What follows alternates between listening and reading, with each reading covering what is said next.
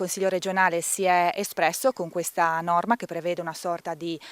prevede un intervento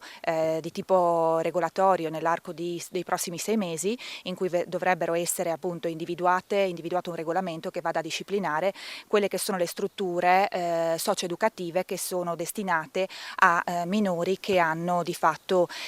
problemi con la giustizia. I cittadini di Passons tirano un nuovo sospiro profondo ma efficace di sollievo dopo la messa in atto della nuova legge regionale che disciplina l'individuazione di aree soggette alla creazione di strutture per l'accoglienza di minori stranieri con particolari problematiche. Tradotto, la struttura che avrebbe dovuto accogliere questi ragazzi non si farà. L'amministrazione comunale pagianese avrà il tempo necessario per valutare con calma la possibilità di trovare o negare un'altra soluzione all'interno del proprio territorio. La sospensione del procedimento non autorizzato permette nel frattempo alla Regione Friuli Venezia Giulia, tempo 6 mesi,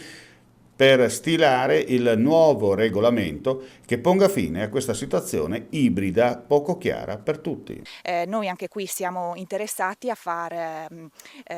portare proprio l'interesse ad evidenziare quelle che sono i punti che vanno assolutamente messi in sicurezza e quindi tutelati per garantire anche qui la cittadinanza, però a mio avviso già la norma regionale ha ben preso in considerazione tutte le necessità, tutti i punti fondamentali, pertanto abbiamo estrema fiducia che l'intervento del regolamento sarà conforme e andrà a disciplinare quello che attualmente serve per garantire ai nostri cittadini.